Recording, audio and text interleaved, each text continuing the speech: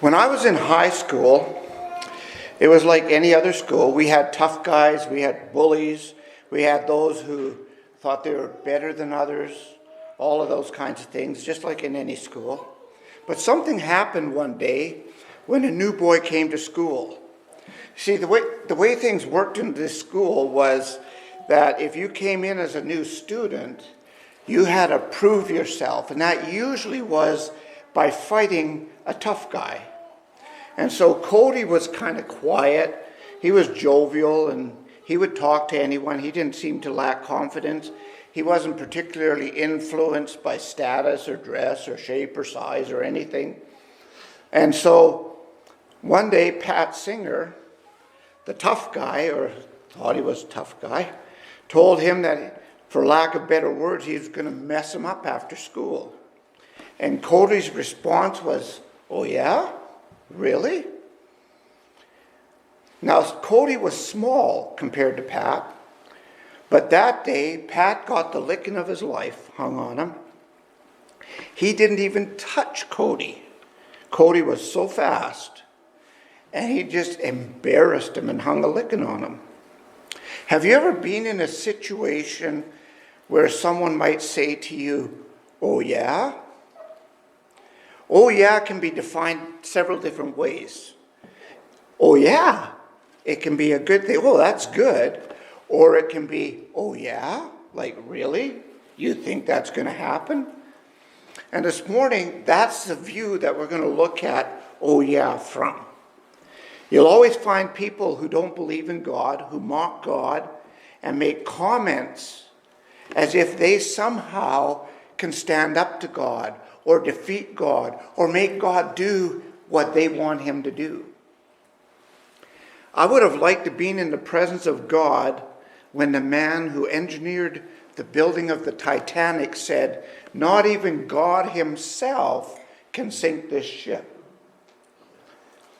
Maybe God said, "Oh yeah, really?" But we know for sure that something far less than God, an iceberg, took that ship down. Now, that may have been by the hand of God, but it was an iceberg that took that ship down. There are a lot of those "oh yeah" moments recorded in Scripture where people who thought they had the power and control over things found out differently. They experienced what I call "oh yeah" moments with God. I want to talk about some of those this morning. Sennacherib, the great king of Assyria, conquered many cities in his plight to become king of the known world in his day. The last one that he needed to conquer, that he needed to defeat, was Jerusalem. And so he besieges the city, and he openly defies God, and he mocks God, saying that God can't help his people from the destruction by Sennacherib's army. You see, he had a really good run, defeating and destroying many kings and many nations of people. And so in his mind, who was going to stand in his way with this mighty army that he had? Who was going to stop him from taking Jerusalem? It would be like any other city, any other king. And that's how the godless world thinks when it comes to God, the God of heaven.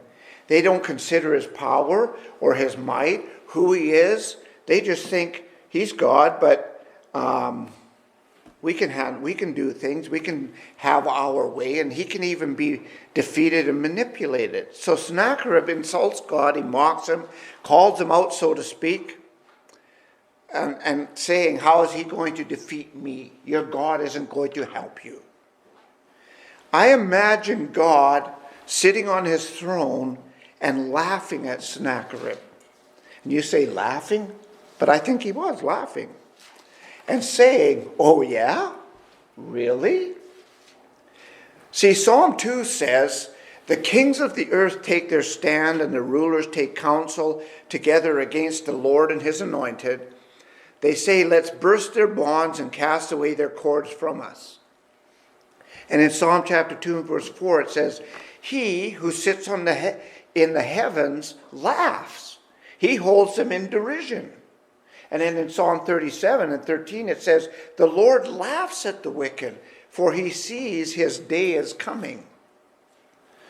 So we know, I'm not making this up when I say God laughs at them. The psalmist said that. Sennacherib had great plans, but he forgot who was the one that was reigning over the entire world. The one that raised up kingdoms and tore down kingdoms. And not even the great king was going to alter the plans of God. And so the next morning after he insulted God, there was 185,000 Assyrian soldiers dead, laying all around the city of Jerusalem that they had besieged. You don't fight God. God said, oh yeah, you think so. There's a king, another king, who thought he could take matters into his own hands. But this king was much more familiar with God than Sennacherib. His name was King Saul. Saul displeased God. His pride got to him because of the victories that he had, and not realizing that God had given them those victories to him. He was thinking he was pretty good. He got to thinking he was bigger than his britches. And so he sinned and he wouldn't repent. And so God tore the kingdom of Israel from him and he gave it to David, an insignificant little shepherd boy whose heart was one that was after the will of God. And Saul was angry at this turn of events, so he tried to hold on to the kingdom of God, that kingship that God had given him and torn away from him and given back to David. And he did this by attempting time and time to kill David. He tried multiple times, but God always defended his appointed King David, his anointed king. And Saul had to admit along the way the things like David was godlier than him, that he was God's anointed. And eventually, God just took Saul out of the picture. All of this, of course, led to the death of Saul, his family, setting up David as king according to the will of God. As Saul pursued David, as he threatened and attempted many times to kill David, as he threw spears at him trying to pin him to the wall, or chased him down like a dog with his army, I sometimes wonder what God was thinking of all of that. Did God say, oh yeah, Saul, you think you're going to do that? You think you're going to kill my anointed? You think you're going to take back the kingdom I've taken away from you? Was he angry at Saul? But obviously he said, oh yeah, because it didn't happen. We know for a fact that God was with David, and that the time after time he delivered David out of the hand of Saul. And so it didn't matter what Saul had planned or what Saul was trying to do, he was fighting God. And that didn't work because God's plan is going to carry through. God says, oh yeah, we will see. And they saw. So that was Saul. Now, there was another Israelite who fought against God. His name was also Saul. He did his level best with permission from the powers of the day to attempt to destroy the church, the anointed of the Lord, that the anointed of the Lord established by his very own blood. Armed with everything that man could arm himself with, Saul proceeded to persecute the church, put them in jail, and even consenting to their death. In fact, as you read through Acts 7 through 9, you can almost feel the fear Saul stirred up in the church. Acts 8 and verse 3 says that he was ravaging the church and throwing families in jail. Saul created so much fear in the church that when God called on Ananias to go and give Saul his sight back, Ananias said, God, are you sure? I have heard how much evil this man has done to your saints in Jerusalem. He has authority from the chief priests to bind everyone who calls on your name. So So Paul did everything he could to persecute the church. And like in all these other situations where men challenge God, God says, "Oh yeah, Saul? Really? You think you have the power to destroy my church? To fight me? To kill my saints?" Jesus who Paul was persecuting, decides to pay Paul a personal visit with a little drama on the side. He appears to Saul on the road to Damascus and literally in a matter of minutes converts the persecutor into the preacher of the gospel. Now, you see, God had a plan. Jesus had a plan. Jesus had a plan for Paul that Paul didn't even realize. His plan was that Paul was going to take the gospel. The person persecuting the church was going to take the gospel message to the Gentiles. Think about that. And whose plan worked out? God's plan, not Saul's. So Saul becomes Paul, the preacher of the gospel. So just think about that when you're making plans. When you're thinking about things. Are you making plans that go against the will of God? God just might say, "Oh yeah, we will see." And your plan may not work out. But if we go back to the Gospels, we witness probably the greatest event where men thought they were controlling the situation, and ironically, they were just fulfilling the will of God. And it was unbeknownst to them. The Pharisees and the Sadducees, the high priests, the scribes, all believed that they had the power to kill Jesus, to destroy him, to get rid of him, because he didn't fit in their plans for what they believed was God's will. It was their plans, but they believed it to be God's will. And so, armed with lies and deceit, and somehow with all that wickedness in play against the pure and innocent Lamb of God, they still believed that they were God's children doing God's will, and they were right to do what they were doing. You know, it happens today. It baffles me that people act like godless men and still believe and claim to be doing the will of God. How does that work? Those men were doing their thing, but they were actually fulfilling God's will. And Jesus simply went about his mission that the Father had given him. They ridiculed him, they mocked him, they called him a liar, a blasphemer, and many other things in an attempt to discredit him and take away his mission that was assigned to him by the Father. But Jesus completed his mission from the Father, doing all that the Father had commanded him to do. He did it in the face of all of that adversity.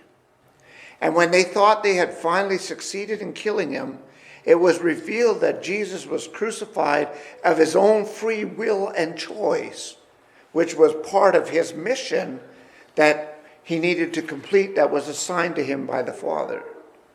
Talk about egg in your face, if you're a Pharisee. See, Jesus and God said, "Oh yeah, really? We told you all along that this was going to happen. And we just fell short of telling you, Pharisees, that you were going to do it." Think about that.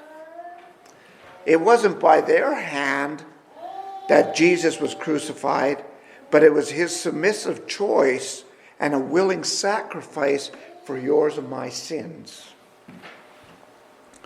I don't know if God laughed at the Jewish leaders, but he said, "Oh yeah?" or something similar to that. "You think you're in control of all these things? All you're doing is fulfilling my will." So as they were celebrating the crucifixion of Jesus, news came that he had risen from the grave. Imagine being those that had put Jesus in the grave.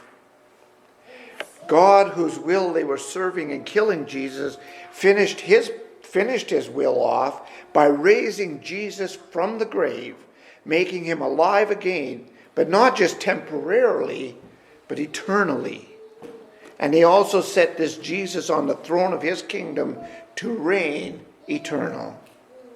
You see, Jesus is alive. He's risen. He is reigning on high as king over the kingdom of which we are part of. Not by the will of men, but by the will of the Father in heaven. So it doesn't matter who you are. It doesn't matter what power you think you have or how things appear on this earth. You will never override the will of God with your will. It doesn't matter what you plan to do, even when many or most of our plans may work out. Ask yourself, am I making those plans in accordance with the will of God? See, James says, if it be your will, I will do this or that. Because it depends on the will of God. Whatever you've planned personally, no matter what it is, God has a plan. And his plan will override our plan. We want to make sure that our plans stay within the will of the Father. Governments today make grandiose plans, many against the will of God, and they think they have power to do whatever they want to do. The Bible gives us many examples of what happens to those kind of governments like that do that. Even if it seems like they are winning, even if it seems like they are getting their will, in actuality, they are only fulfilling the will of God. That's why God allows it. Even when they go against God and Jesus, like removing them from the schools and removing them from everything, those things will not change God's plan or God's will. It will not override the will of God. Many people today teach their will concerning God, and so we hear things like, there are many ways to God, or that Jesus isn't the only way. And God says, oh yeah? Jesus himself said that no one can come to the Father except through me, John 10:9 and John 14:6. Jesus said what God told him to say. And so God says the only way is through Jesus. People are always trying to change God's ways, trying to change who God is, trying to change how he saves, trying to change his view on things. He's acceptant. People want to convince us somehow that he's okay with sin and he just accepts us all in our sin. Well, that's not exactly true. That's not what his word says. That's not the will of God. But in all of that, God just says, oh yeah? Really? It's my way, my will, my salvation, never changes. No man ever changes who I am or what my will is. Acts 4:12 says, there is salvation in no one else, for there is no other name under heaven given among men by which we must be saved. God says, that's my plan. You don't change it. It will never change. If you want your sins forgiven, if you want a restored relationship with me, you have to accept the gift I've given you in the sacrifice of my Son on the cross for the forgiveness of your sins. There is no other plan out there for anyone. Nothing. No other sacrifice. So stick with my plan and your salvation is secure. All others will fail you. You know, if you have something you're struggling with, if you haven't responded to the gospel and you hear this message and you want to, let us know. Let us know how we can help you, how we can serve you, so that you can walk with Christ and have the blessings of Christ. As we stand and sing. When we walk with the Lord,